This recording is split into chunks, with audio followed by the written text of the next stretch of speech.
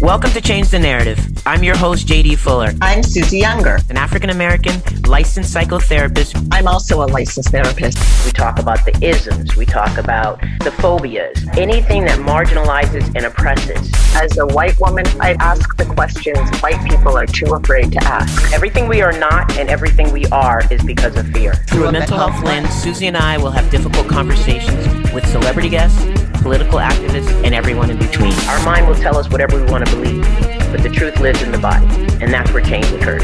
Are you ready to change the narrative? Attention, white women. White women unite. Pam Ditto declares all of this, not because we are smarter, but because we use that historical narrative to not stand up for justice, injustice, and racism. Pam Ditto says that the road to success is not the one paved by a white man. She stands up to patriarchy, white people, white women. She's sick and tired of white is right, and white women in particular who cannot tolerate the discomfort of change. She is honest, real, and uses her voice to share not only her experience from everything from her dental procedures to her adoption to her feelings on interracial adoption. She says, don't even get me started. Oh, we can't wait to get her started. Welcome, Pam Ditto. I rather like that. I feel very special. Susie is something with her introductions, and she had a great topic here with you. So it was a perfect. Oh, well, thank y'all. So Pam Ditto, you are such a character, and I love it. You know, I've been following you, and you were so good about responding right away and helping me make this happen. So let me just say right off the bat, thank you so much. You're welcome. Thanks for having me. Absolutely. So tell us how you got to be who you are today. Give us a sort of a summary of how you got here. It's a question I get asked a lot, and it's a question I explore a lot, because if I could take what made me think the way I do and find a way to distill it and share it, especially with white women, I could really do something. How did I become who I am? I think being adopted had part to do with it. I think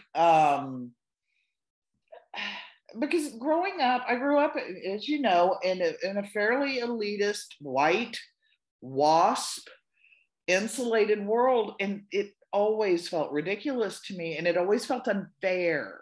And it always, I would lay in bed at night as a kid and think, why did I get born here, but somebody else has to suffer because they were born there? Why? And even as a little kid. So I went to, I grew up in Austin in the 70s, and it was a fun time, and Dazed and Confused is fairly accurate. Okay, I'll tell you that. And then I moved to a small town, which I won't name because people will track me down. And when I went to high school, and when we moved to that town, they did a 4-page newspaper spread on us moving to town, because my dad bought a car dealership there. And I don't know if that set it up, but I was bullied endlessly the entire time I lived there. And that changed a lot for me. I started to make friends with people that look different, that are different, because that's what I had. And I found out I really liked these people. The people that I had grown up with, I never really liked, so I was a bit of a loner. And then all of a sudden I had a friend group of people that thought different like I did. Then I moved into Austin and the punk movement in the early 80s. And, that very quickly became social justice. And I've been doing that ever since, like 1982. That's a wonderful story. Founded a pro-choice group in Waco, Texas in 1987, which is where, when you hear me talk, when I'll do videos about being doxxed and the person knocking on my door and screaming in my face and picketing outside my house, that was because of that. Wow. So I've seen it a lot.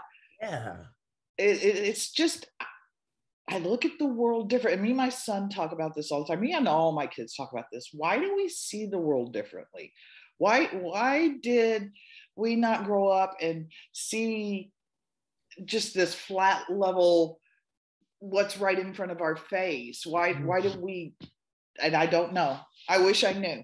Because if I could distill that down, I could really affect some change, especially with white women. If I could get them to see. There's been a million stories through my lifetime. I always got a story, you know that. Yeah. Well, that's a great summary. Thank you so much. Okay, so you're a white woman with a full and busy life. Again, I'm going to just ask you, what refined your activism? You know, I get that it started here, it sort of started to move in another direction. How did you end up here? All through the punk movement, did all of that, ended up pregnant at college, standard story, left college, had kids, kind of got away from activism, was busy because I walked away from my family's inheritance and all of that crap because they just don't approve of me. Frankly, they don't like me. That's not fair. You know how family is. It's complicated. Yeah. We love each other. We don't like each other a whole lot.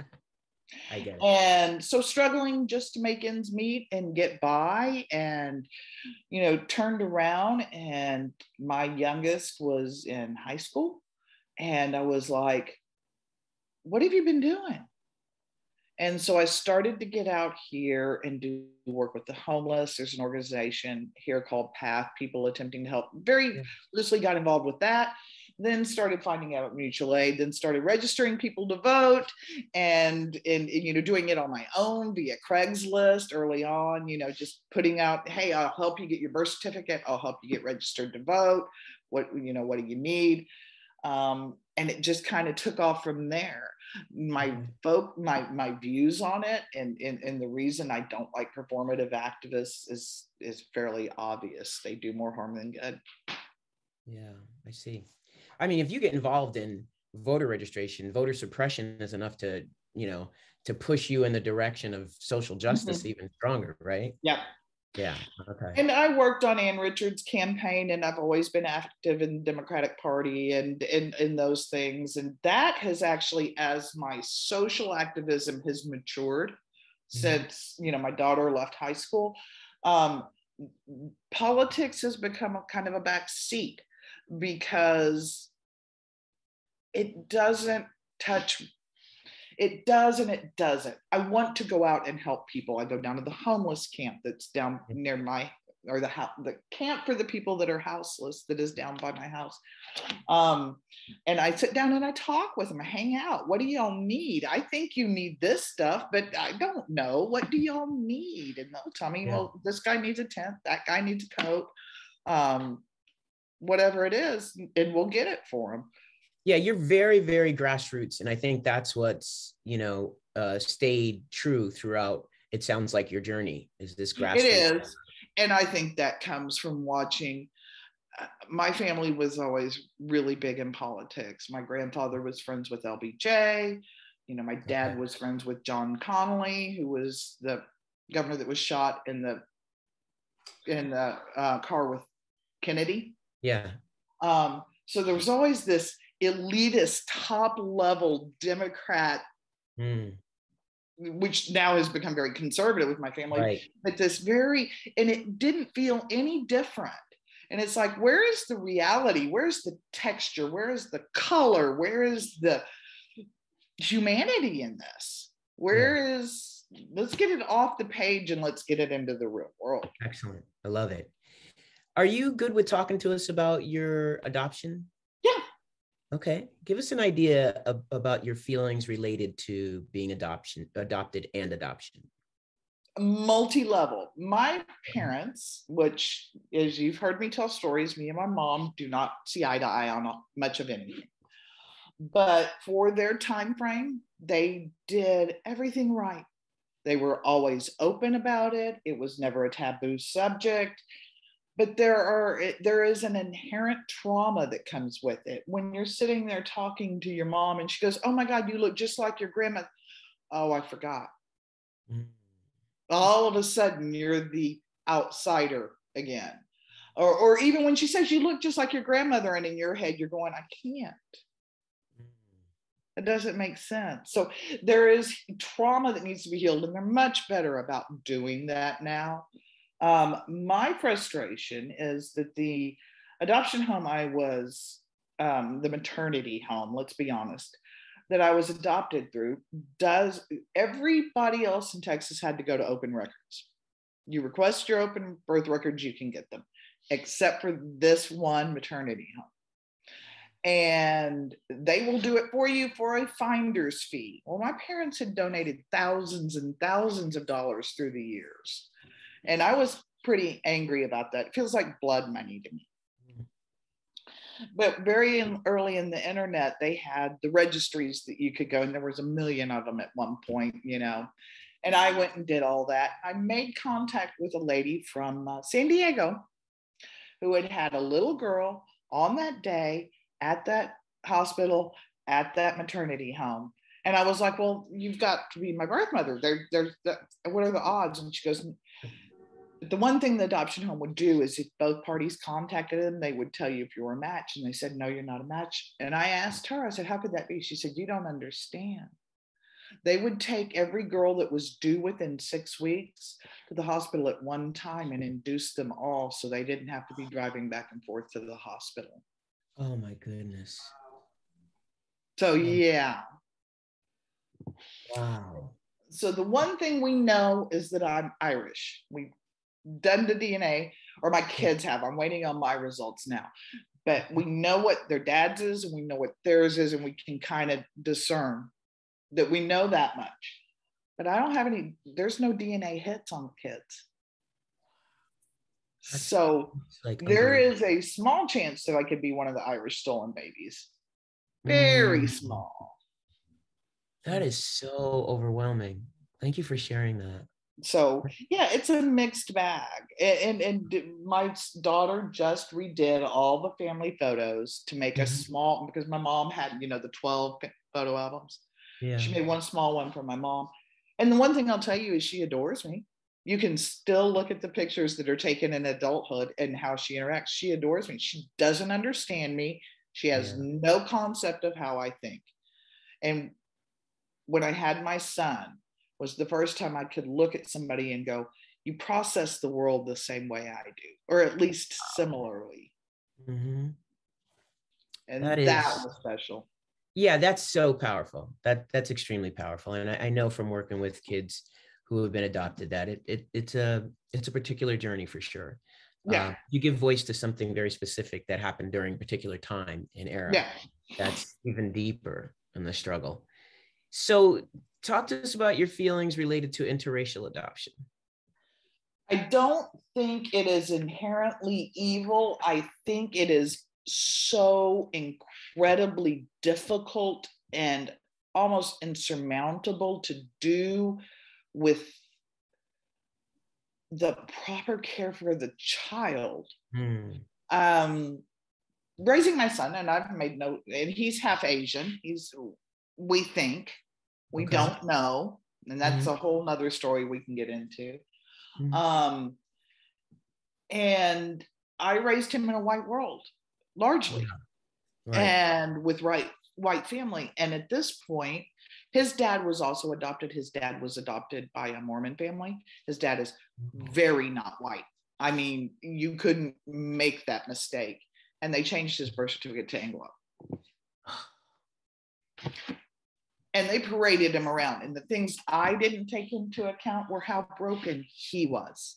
You know, what a broken human being he was. So when he abandoned Roth didn't want anything. That's my son's name is Roth. He didn't want anything to do with him. And so he now doesn't feel like he can reach out towards this heritage that is unknown to him, that he feels doesn't belong to him and isn't his right. That makes so much sense. You know, I have a similar experience with kids who are biracial and bicultural. You know, they're often leaning towards one culture more than the other. And there's this part of themselves that gets lost. And it's great that you have the awareness. It's just hard to correct, isn't it? It is. And I've talked to him. I said, I'll pay for your DNA. He said, I don't want to do it.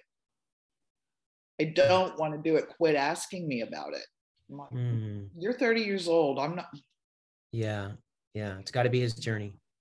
It's got to be his journey. But in hindsight, and people are like, you can't beat yourself up. It's not beating myself up. It's looking at other women, especially women that are seeking to have biracial children. It's like, pay attention to the journey that you are setting this baby in a basket like Moses into the river and shoving it off into the world. Consider that you don't know everything. You know, and I come from all angles on this and totally agree with you about the requirement for knowledge going into adopting children. On one hand, you know, there is an excess amount of Black children in the foster care system who need a home and need adopting. And on the other hand, is it equally dangerous to bring them into white spaces and not celebrate or nurture who they are? I think it is. And I think, and it's something I have considered doing, especially now, because I have the wherewithal, I have the room, I have the space of fostering older children, teenage children specifically. I like teenagers. I'm weird. I adore I like them too. I love all their crazy ideas and all of it. But I think you have to be, I don't think it can be done by somebody that's young unless they're an exceptional human being. And most people that want to be parents through adoption are younger. Yeah. I think at my age, I could do it. I have the circle of friends. I have a community now that I didn't have when I was in my 20s. That makes so much sense and so clear and so honest. I appreciate that. No problem. So talk to us about white women. My nemesis. People, I just got, somebody came on something I posted the other day. You just hate yourself. You just hate white people. No, I want white people not to exist. Be Irish, be German, be French, be Italian, be whatever you are. But white is a construct that was used to keep people down. But white women, I grew up with girls. I can remember in high school getting ready to go to a bonfire party because I grew up in a rural area. Sure. And I remember very specifically the girls going, if I get too drunk and this happens, I'm going to say this, I'm going to blame this person.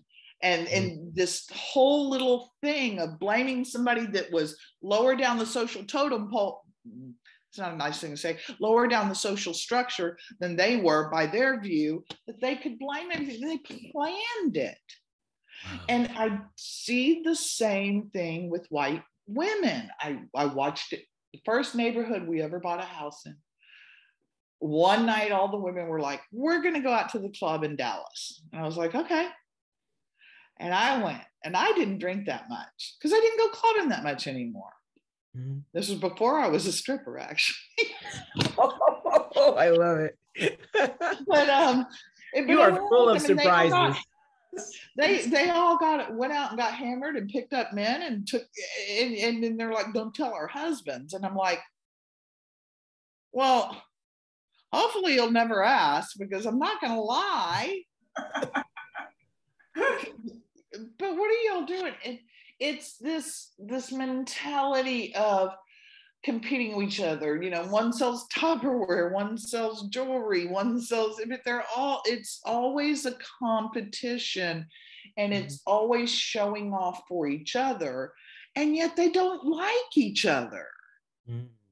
So why are they standing on other people to elevate themselves? And it's very frustrating now because activism has become the new thing, right? And they all want to put BLM in their profile and they all want to say they're doing all the things, but yet they can't treat anybody like a human being. You know, anybody that wants anything different than them, they don't understand. And I think it comes from, again, that culture I grew up in. I use my mom as an example. My mom would have much rather been a dancer and studied music, but she was a piano player and got her degree in elementary education. because that was expected. And if you do what's expected, life will turn out okay. If you do the next step, but it doesn't turn out okay, then she couldn't have another kid. And then my dad died. And then my dad was an alcoholic, and my dad died. And all of a sudden life happens and they can't cope because I've done all the right things. How is this happening to me? Why is this happening to me? Why are you out of this thing I want at the store? Whatever it is. Yeah. And they go off on people. So that leads us into feminism and the feminist. Talk about that a little bit. The feminist movement is so stereotypically white. Toxic. You said it, I didn't. And so talk about that. Give us some of your bylines about that. When you grow up in a world that looks and wants a certain goal, they all look the same way, they all are working towards the same goal, whatever that is. If it's a church group and they're looking for this salvation, if it's a waspy world and they're all looking for financial success, whatever it is, you don't value people who don't have the same goals, people that aren't going to the same place you're going to. So white women want to be white men. Wait, Pam, wait. I'm gonna need you to say that again. White women want to be white men. Wow. Because that's the only definition of success that they understand. They've never taken the time to create their own definition of success. Wow, that is deep. Okay, so then I'm going to ask you about your view on patriarchy and why you think it is the backbone of white supremacy. You've already led us in that direction, so just finish that off. Because when everybody's been looking to white men as the definition of success, the path to success, what equates to what we should all be striving for, then they are inherently in charge, and it starts everything. And white women then utilize that to use their proximity to white men and their emulation of white men and their manipulation of white men to move their hands for them. Yeah. So it becomes this symbiotic. Yes. No, absolutely. I love how you put that together. It's what I say all the time when I teach. It just doesn't go over well. And white women don't like to hear it. I don't care. I know, clearly you don't. What do you want white people to know? That it's okay to be different. It's okay to view the world different. Step outside of your world. And the biggest one in my mantra lately is representation and inclusion matter so much more to white people than we realize. Because you don't know to appreciate something you don't understand or that you don't see. And how many times have you known somebody that was like, well, I don't think we should mistreat gay people, but it doesn't affect me. And then their sibling or their cousin comes out and all of a sudden they're like, or they make a friend at work and then they find out they're gay and then they're like, I didn't realize. Right. I didn't realize. And it's like, get out of your bubble and let go of whiteness as an identity. Can we please just do that? Whiteness is not your identity. It is a racial classification in the United States that was done in order to grab a majority power position. That's why they keep changing the definition of it and including other groups because they keep losing ground. Whiteness is not your identity. No, and what's interesting about that to me is everything. But in addition to that, the idea that the white culture has denied having a culture for so long, right? Yeah. Whiteness is not a culture. Actually, it is a culture. It is. Right. And so when whiteness works as a culture or as a title, it works for you. But when it doesn't, in terms of owning your privilege and dealing with it, deconstructing and sitting in the discomfort, then it's not a culture. Right. So it's one of those things that's user friendly based on what the white culture determines it to be. And thank you for putting that, because I've said white doesn't have a culture a couple of times in videos and just in general. And every time I stick on it, because I'm like, that's not really true. Right. And you put it so well, because it is. Right. It is. It's just not an identity. There you go. I think that is an important distinction to make. I think that's important. So what was I'm going to shift gears and then I'm going to come back. What was the greatest lesson, or what is your greatest lesson learned about parenting? Be prepared for anything. I always promised my kids I would never lie to them. I will tell you I don't want to answer your question, or I'm not going to answer your question, but I won't lie to you. And that actually held true until my addiction kicked in, by the way. 4 years sober now, 5 years. Wow, congratulations. Thanks. Thank you. But my son, one time when he was about 13, and it was always my son. Okay, I'll tell you right now, he was always the one. Looked at me and said, "Hey, Mom, have you ever done drugs?" And I was like, "Yeah." He goes, "Which ones have you done?" And I was like, "Oh, I was expecting this, but not quite yet." Okay, well, here's the one, these. And he goes, "Were they fun?"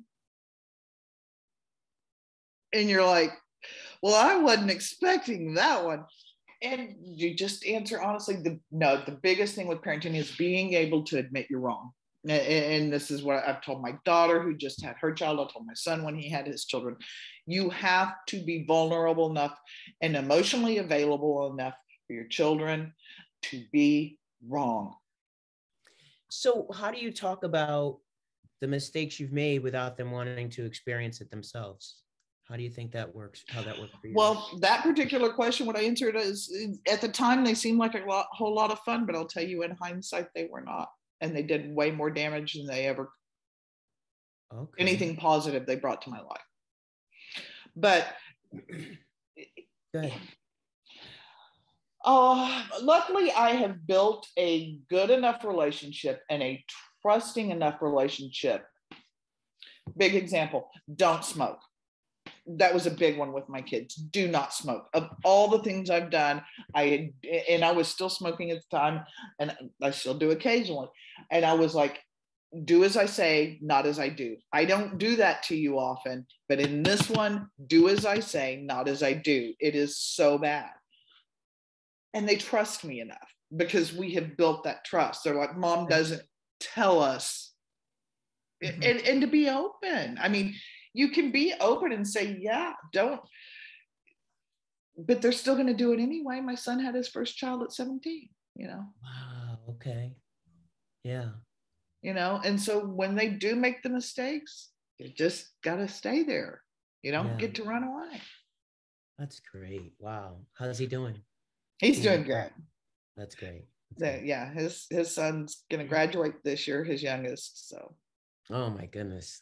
Just weird to me. I got one in college and a grandson graduating. Wow. That's amazing. I wasn't the most receptive as a grandma at 42, 40. Okay. I was not. And it wasn't, I wasn't angry at anybody. I just don't call me grandma. That makes sense though. You were young. Yeah. Do not call me grandma. We'll come up with another name. Mimi is what it ended up being. That makes sense. Because you had to change your identity again. Mm-hmm. So that totally makes sense to me. Yeah. And he called me the other night and just gushed. He's like, I'm so proud of you. So proud of you. I'm like, what? He goes, where you were 5 years ago? And he said, and you didn't check yourself in anywhere. You just went, that's not who I want to be. And you changed everything. Had they been talking to you about it over the course of the years? Okay. Yeah. Yeah. And it wasn't a real long-lived, well, it festered. It's an opiate addiction, and it festered for about 4 years, but was very manageable, very functional. It only got derailing for about 2 or 3, and my son and his girlfriend happened to live here during that time. Okay. And it was bad. It was really bad. And we've talked about it. And he's like, did you know how bad you were lying? I was like, I knew. I didn't intend to. In my head, I was saying, tell them the truth. When they ask, tell them the truth. But the words that came out were absolute lies. Wow. What was the final straw for you? And then I'll get back on track because I just think this is so interesting. Laying in bed, realizing I had told, it sounds really innocuous. I had told my daughter I had mailed something that she had wanted me to ship her, and I had not. And I had had excuses for like a week why I had not, because of course I hadn't left the house, right? Okay. And she finally kind of snapped at me, and I sat there and I cried. I was like, all you do is lie to everybody. You somebody that just absolutely did not lie about things. You would refuse to answer, but you didn't lie to people, especially people you love. That's all you do. And at some point, I just didn't want to be that person anymore. You know, Pam, I knew you were interesting, but I didn't know just how interesting you were. I mean, you got me going in all different directions because I want to know so much more. So we're going to have to do this again. All right. We'll do it again. Yeah. Okay. All right. So I'm going to go back to TikTok, and which you're recently known. Okay. So one of the challenges watching white activists rise is that their voice echoes, and other white people get to have this vicarious experience by checking in, seeing what you're saying, co-sign, blowing you up.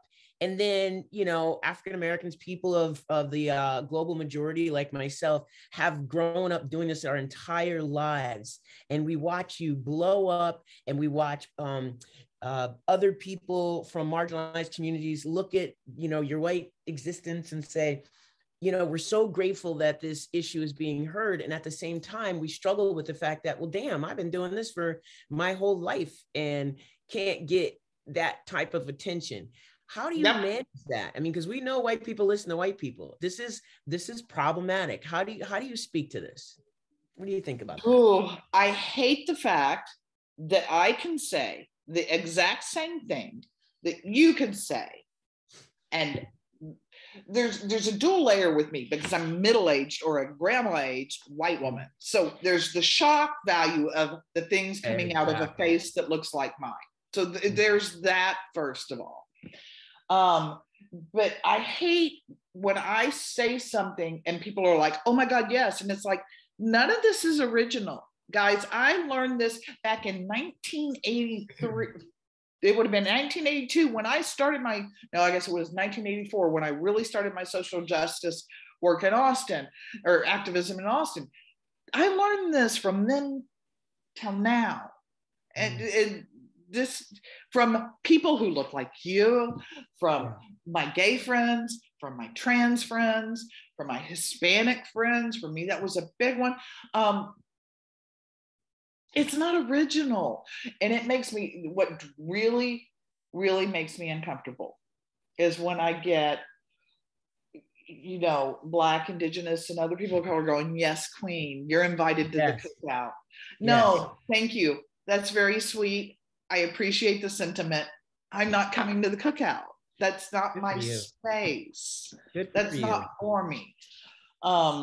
And that gets very uncomfortable. And I want to go on every comment and just gush. Thank you so much, but no. Thank you so much, but no. I get another thing that really gets under my skin is people echoing me. And most people would say that's a big form of flattery, people who repeat your message. I have a certain way of saying what I say because it's me, and that's how I am, and that's how I speak. But when I hear other people, it's very, use your own words, learn the lesson, don't repeat the words. Yes. Because you can repeat the words, but not live the lifestyle. Yes. And so if you don't take it in, absorb it, process it, sit in it, and make it part of who you are, you're just going to be parroting. And it's very uncomfortable when, especially white women will come along and start saying what I say almost verbatim. And it's like, that's not it. I don't care if you repeat what I say. It wasn't original to me. please don't repeat the message. But when you say it exactly like I do, it feels very performative. Yeah. And when you repeat from the global majority, it feels like appropriation. Yes. So you have to come up with your own version of what you learned to prove to yourself and to be authentic about what you learned. Absolutely. Absolutely. And I think the white women tend to appropriate because in general, they have trapped themselves in such a one-dimensional bland world. Mm-hmm. Okay. Like I said, they want to be white men. That's all they know to aspire to. They don't want to be white men. They aspire to be white men, but that's not what they want to be. They have given up what they want, who they are, for this path along success, this defined road. And their ability to vary from that goes away. So when they see people who are inherently strong, who have held onto their core selves and who have thrived and have vibrancy, they appropriate because they view, they're like, they're so happy. I'm so empty. I'm going to put on that hairstyle. It's a lot more complicated than that. No, I think you did an excellent job of creating a visual that is user friendly. And I think that's what's important, is for people to be able to say, to check in with themselves and say, okay, I do that. Okay, I do this, right? And I've done it. And the one thing I'm going to start doing on my TikToks, and this is going to surprise people, is talking about my mistakes. I think that's not just talking about message, but we're going to talk about my mistakes. You know, I called my son a racial slur one time. Okay. Because he was repeating a racial slur, angry at a gaming system that wouldn't do what he wanted. He was about 8 or 9, and I called him a racial slur, trying to shock him into stop using a racial slur. Now, why in my stupid head, I thought that was the way to shock him. And it's something that I still beat myself up over. And he's like, Mom, it's okay. And I'm like, yeah, no, it's not okay. It's never okay. You know, one of the things that, I mean, you've already answered the next question, which is, you know, how do you avoid the white savior syndrome? And I think everything you have said speaks to that. You know, I think that acknowledging and talking about your mistakes and being vulnerable, which is one of the things that you do so well, is vulnerability. You don't come at it from a hierarchical place when you're talking to people. Now, you shut people down. You definitely shut them down. Push me far enough, you'll get it. Yeah. You definitely shut them down. But I never feel like you are coming from a place of, I got it and you need to get it. And I think that's the way that you avoid white saviorism. Would you agree with that? I would absolutely agree with that. I think between that and an overinflated self-image absolutely leads to this white saviorism. And I've got the answers. Shh, I got it. Right. You know, it's just soccer mom syndrome times a million. Yeah. And I think the other thing, you just added another layer for me, which is when I'll talk about my own culture in particular, when Black people are so relieved that white people start saying things, we have this way of being so grateful. Thank you so much. You know, appreciate you for saying that. And I feel sad that we feel that way, because we don't need to be thanking anybody. It's not our construct to deconstruct. And we need to be saying there and sitting there and saying, yeah, about time, instead of being so grateful. That's the message that I feel is challenging, and why the saviorism gets embraced so much. It's like, well, if people from the global majority feel this way, then I have to be doing something right, and I have to feel good about what I'm doing. But that's how you lose sight, right? Would you agree with that? I absolutely agree with that. And especially, you know, in real life, things are very different. And my real life activism is very different than my TikTok activism. I tend to be pretty quiet, actually. I ask questions, but I tend to be a fairly quiet person because I'm learning. These people that I interact with, they're so interesting to me. And so I just want to absorb their knowledge. But online, that serotonin burst when somebody tells you how great you are. And that's exactly how these platforms are built. They feed on that. You give them content for them to make money on, and people tell you you're great, and you get this cycle. And then, you know, like I have not posted much in the past 2 days, and I'm sure when I finally do post again, it won't go very far because that's the way that one works. I don't care anymore. I don't look at analytics, any of that, because that serotonin thing, it's very easy for me to fall into. Well, it's like, yeah, I'm pretty good. I am. Yeah, for sure. I've got 3 people that will check me every time. They'll be like, Mom, what the hell are you doing? Yeah. But you know, you're talking about an addictive response, right? Yes. So I mean, what you're talking about is very real. Yeah. It's not just ego, it's also an addictive response. Yes. Yeah. And so if you have somebody that has an ego that starts to fall into it, it becomes just a monster. And then you find people that cannot say, holy shit, yeah, I did screw up. I'm sorry. No explanation. I don't need to tell you what I meant, what I was trying to do. I'm sorry. Yes. God, if I hear one more what I intended, I'm going to lose my mind. I start class with saying, don't tell me about intention. It has no place in the real world.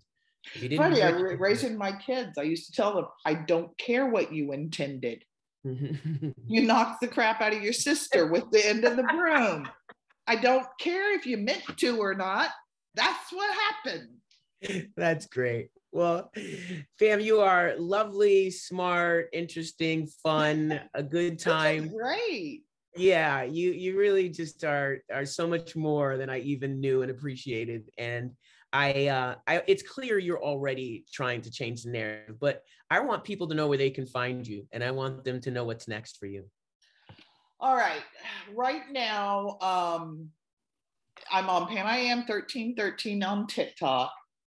Everything else is Pazam 2000. Instagram, YouTube, which I have done nothing with, which I need to because a longer format would really suit me better.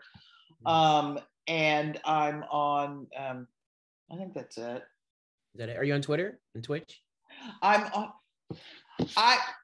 Twitter may be the bane to my existence because I have never learned how to use it. It drives me crazy. I get on there and I try it and I'm like, I'm so lost. Who is this person? And I'm now 2 years back on their tweets and how'd I get here? You sound like Susie. Twitter and me, I don't know. And I've tried Tweetcaster. I've tried apps that, no. Yeah. But yeah, Instagram, YouTube. YouTube is fixing to be where I go, I want to start a longer format. To be honest, the tank on the little 1 minute, 3 minute quips is getting low. Okay.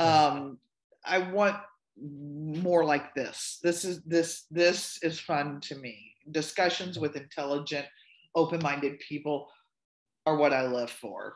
So, well, you do it well. You do it well, but I do want to see. I don't always want to go on TikTok to see you, so I need you to have more on Instagram. Okay. You know, you can get down that TikTok rabbit hole and forget why you went on there. And, it's just right now. There's so much infighting. It's sad and not, but people doing real world damage to people, yes. and I don't understand that. Well, I mean, just from a mental health format, you know, and we, of course, Susie and I are therapists, so we're all about the mental health, which is something we didn't even get into with you because we've been so many places in this short period of time. So we'll have to get into that the next time we have you back. Okay. But you know, this idea that you have people on TikTok giving mental health advice is blowing my mind. It should be illegal. Like, you know, what do you do on social media? That's just crazy. When I first got on it, ADHD TikTok had taken off, and I'm severely ADHD. Yeah. And it was ADHD looks like this in adults and like this. And it's like, it looks like everything. Y'all stop. Y'all stop. Everybody's looks different. Exactly. What are y'all doing? You know, and fidget and it's like, you don't have to medicate. Well, some people want to, and that makes them, why are y'all doing this? Well, Pam, you're so great. You are great, really. Thank you so much for your time No problem. Being so flexible and willing to do this. Keep my number. Let's stay in touch. Let's do it. Okay. And we'll do this again for sure. And keep an eye on Instagram because I'm going to start working on that. I'll do that right this on. weekend. All right. I'll look for you there. Have a good weekend. All right. Bye-bye.